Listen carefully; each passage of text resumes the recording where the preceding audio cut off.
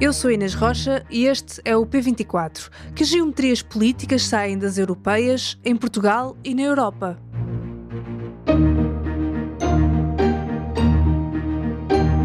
O PS venceu estas eleições e é hoje a primeira força política em Portugal.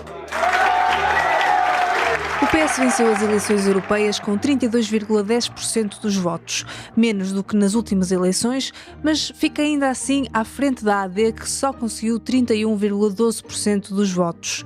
Luís Montenegro assumiu a derrota, mas com uma diferença curta para o Partido Socialista, o líder da AD não questionou a legitimidade da coligação para continuar a governar. E o resultado de hoje, não cumprindo o primeiro objetivo, ainda assim dá-nos muito, mas mesmo muito alento para prosseguirmos nos próximos anos a caminhada que nos trouxe até aqui. No início da noite, a Iniciativa Liberal ameaçava tirar ao Chega o lugar do pódio, mas apesar de um resultado muito inferior aos 18% alcançados nas legislativas, o partido de André Ventura manteve-se à frente dos liberais com 9,79% dos votos e 2 deputados eleitos.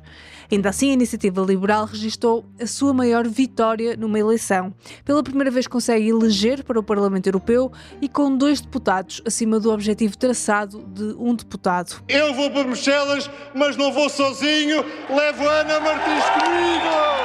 À esquerda, Bloco de Esquerda e CDU conseguem eleger 1 deputado cada, Livre e PAN ficam à porta do Parlamento Europeu. Em Bruxelas, as relações de forças mudam agora para os próximos 5 anos. A esperada subida da direita radical aconteceu, mas com menos peso do que o esperado. E o Partido Popular Europeu continua a ser o partido com mais representação, o que será uma boa notícia para Ursula von der Leyen. Já em França, a direita radical teve uma grande vitória. A União Nacional venceu com o dobro dos votos do partido de Emmanuel Macron, o que levou o presidente francês a dissolver a Assembleia Nacional e a devolver a voz aos eleitores. Como se medem agora os equilíbrios de forças no Parlamento Europeu e também na Assembleia da República?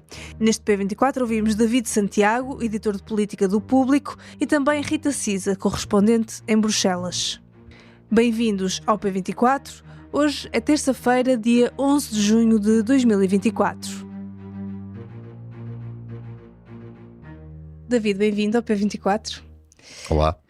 Pedro Nuno Santos disse no discurso da noite eleitoral que o PS é a primeira força política em Portugal, mas também disse que não será pelo PS que haverá instabilidade política.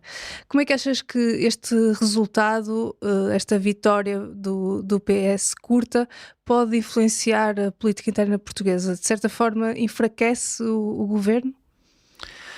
Eu diria que não enfraquece o governo. O que eu acho é que este resultado acaba até por ser uma espécie de maior salvaguarda, ou quase um seguro de vida para o governo, e sobretudo para a estabilidade governativa. Isto na medida em que este resultado é aqui no fundo uma espécie de remake das legislativas, com a diferença de que deixa de ser a AD a ganhar por muito pouco e passa a ser o PS a ganhar por muito pouco. Ora, nós sabemos que poderá haver pessoas, ou que haverá mesmo pessoas, seja no governo, mas em particular na AD, que consideram e que têm atuado também por forma a deixar aqui a possibilidade de haver eleições a breve trecho, ou seja, haver aqui até algumas tentações de algumas pessoas de fazer aqui também uma espécie aqui vou repetir a expressão, mas uma espécie de remake daquilo que foi Cavaco Silva no seu início, quando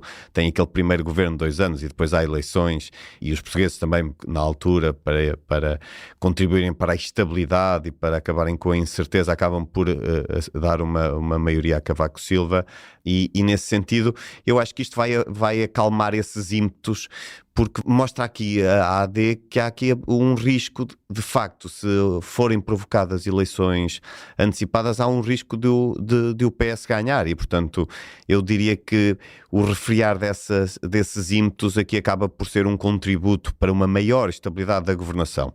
Por outro lado, aquilo que diz Pedro Nuno Santos é um facto. O PS é agora a maior força política nacional no que diz respeito às europeias. Nós não podemos falar no plano nacional. No plano nacional, o que é facto é que o governo é da AD e que o PS tem sempre dito que seria praticamente impossível viabilizar um orçamento do Estado do qual assenta em pressupostos que à partida discordará, sobretudo em matérias fiscais. Não só, mas sobretudo.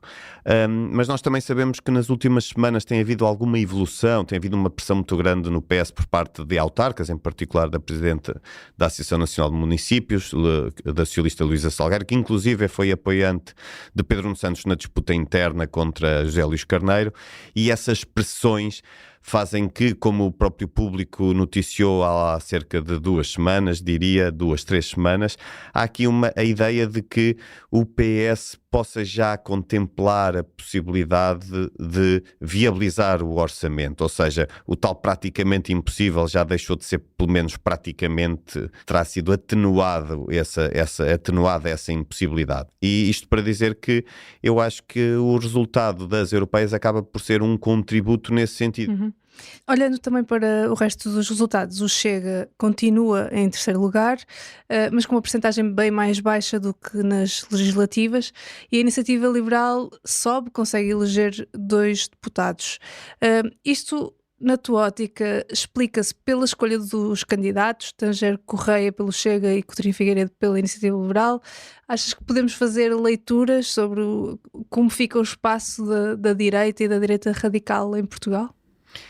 A leitura, e há imensas leituras que podem ser feitas destes resultados, umas mais especulativas do que outras, mas eu diria que o Chega, de facto, cai bastante face àquilo que foi o resultado nas legislativas. Há um dado que é interessante, que é, nós víamos o Chega já aproximar-se de um grande partido médio-grande nas legislativas, ou seja, ele estava muito mais próximo, estava a cerca de 10 pontos daquilo que era a percentagem de votos conseguida por PS e AD, e neste momento está na casa já dos 9%, perto dos 10%, mas está com 9%, tal como a Iniciativa Liberal. E o que é que isso mostra? Então que, de facto, o Chega não só não se aproxima mais dos 2 maiores partidos, como acaba por recuar, e com o crescimento da IEL acabam por ficar em linha, e portanto há aqui uma disputa agora claríssima pelo terceiro lugar entre estes 2 partidos. Eu acho que esse resultado resulta, digamos assim, de uma confluência de fatores, ou seja, João Coutinho Figueiredo é claramente um candidato muito mais bem preparado, muito mais capaz do que António Tanger Correia, isso é indiscutível, mas por outro lado nós também sabemos que André Ventura esteve muito presente na campanha, e isso significa que ele próprio não conseguiu mobilizar o eleitorado.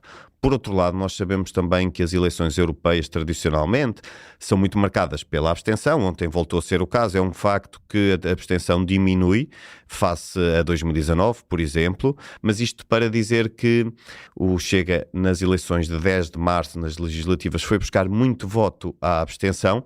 Ora, a partir do momento em que há um reforço da abstenção, tendencialmente o Chega será o partido mais penalizado, e nesse sentido, por um lado, eu não gostaria de fazer um paralelismo deste resultado para umas potenciais legislativas, porque são lógicas absolutamente diferentes, mas também é indiscutível o facto de que André Ventura não se mostrou capaz de mobilizar o eleitorado abstencionista em particular, mas também algum do eleitorado que votou Chega e que agora votou provavelmente noutros partidos, eventualmente até na Iniciativa Liberal.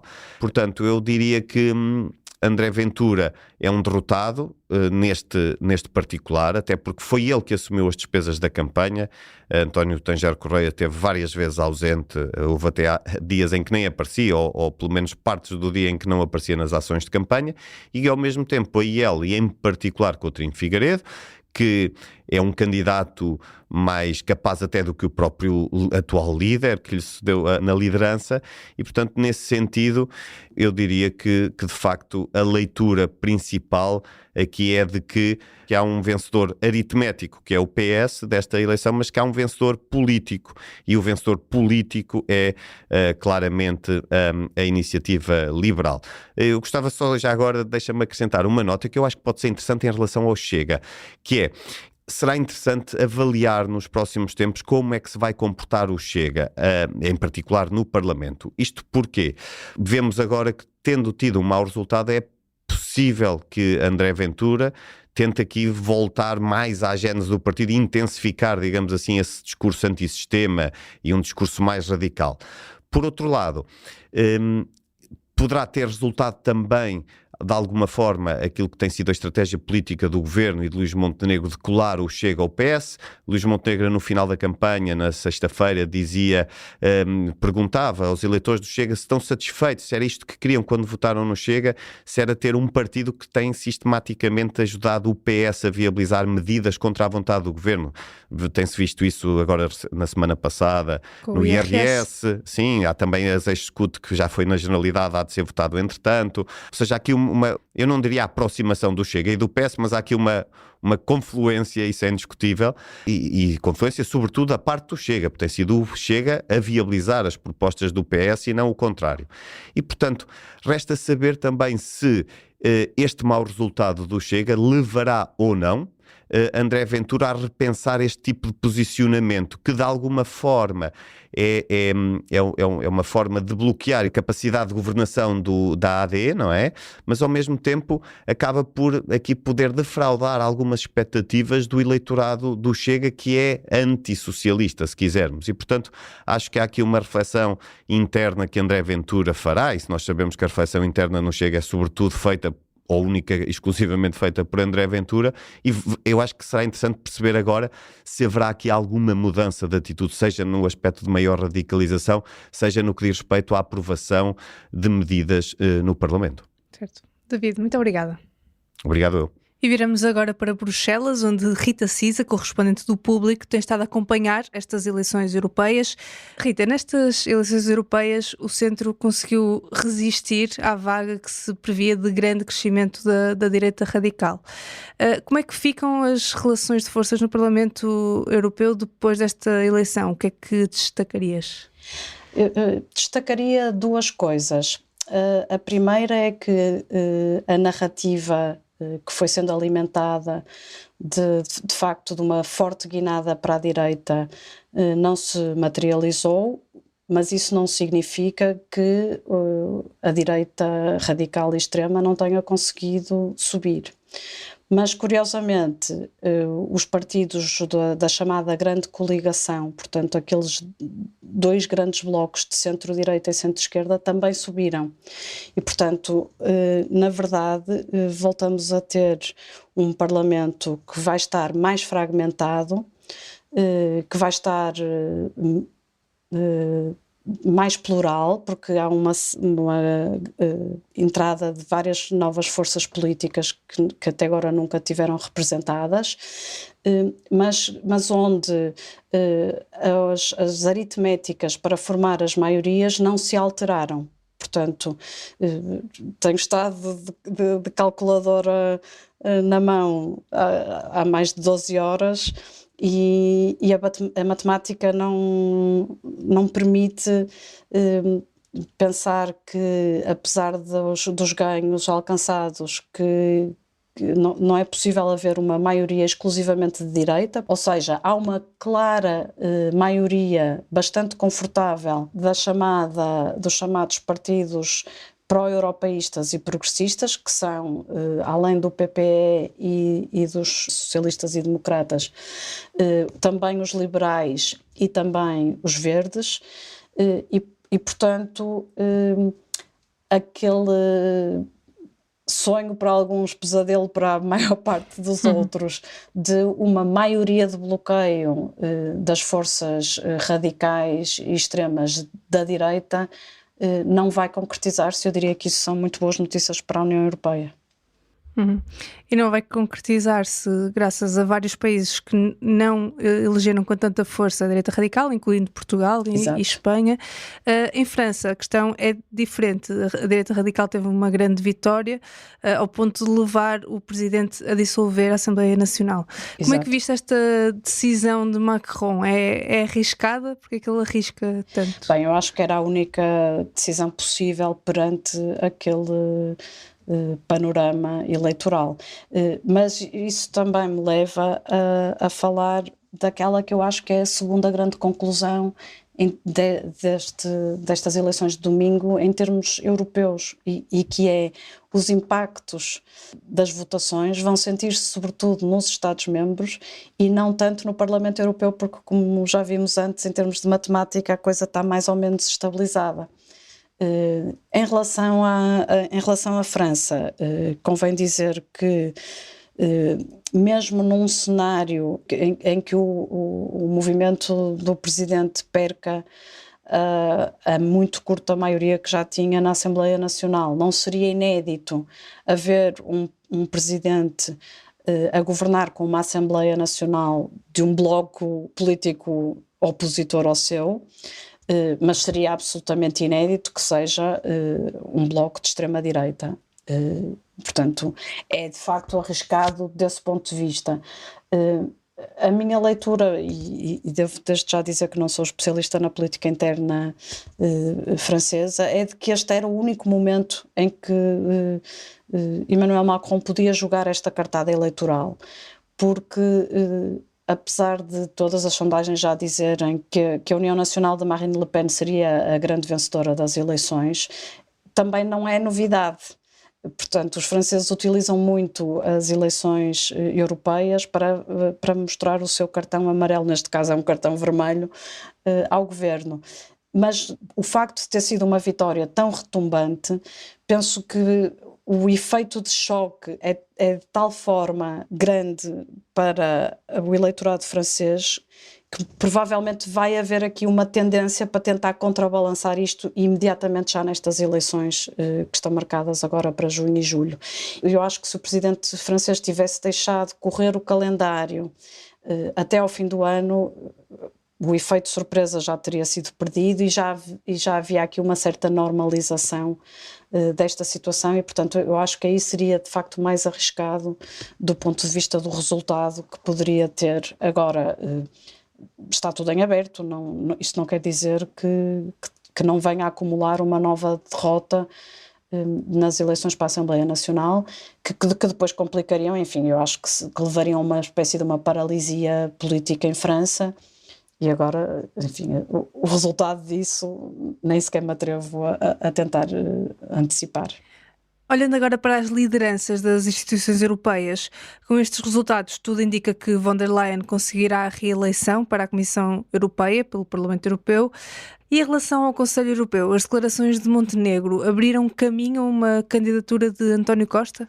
Bem, abriram caminho a se o nome de António Costa acabar em cima da mesa na cimeira entre os líderes europeus, onde vão ser distribuídos os chamados top jobs, né? Portanto, os cargos de topo, dirigentes das instituições comunitárias. Portugal apoia, mas isto é uma decisão absolutamente partidária e, portanto, nesta distribuição, que começa por ser uma distribuição pelas várias famílias políticas, o primeiro-ministro português não está na família política do ex-primeiro-ministro e, portanto, quando muito, daria um voto positivo se o nome de António Costa fosse avançado pelos seus correligionários socialistas. Parece-me que, em todo caso, há mais hipóteses a partir de ontem de que o nome de António Costa possa ser mesmo um dos que estão em jogo para o cargo de Presidente do Conselho Europeu. Há, assim, uma espécie de tradição da política europeia que aconselha um pouco mais de cautela, e que é a seguinte: normalmente diz em Bruxelas que os nomes que aparecem primeiro são os nomes que são para queimar, e o nome de António Costa tem estado há meses, até talvez há mais de um ano a ser apontado, e portanto enfim, seguindo essa tradição, isso significaria que alguém está a negociar nas sombras para aparecer como um vitorioso retumbante.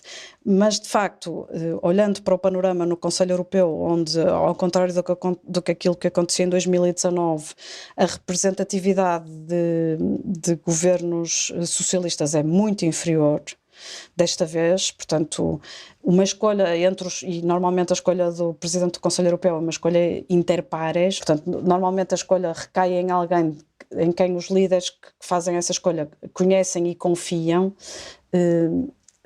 É verdade que António Costa já não está na sala, mas todos aqueles que estão na sala conhecem-no bastante bem. E dos que estão na sala, que são socialistas, poucos têm condições para aceitar esse cargo.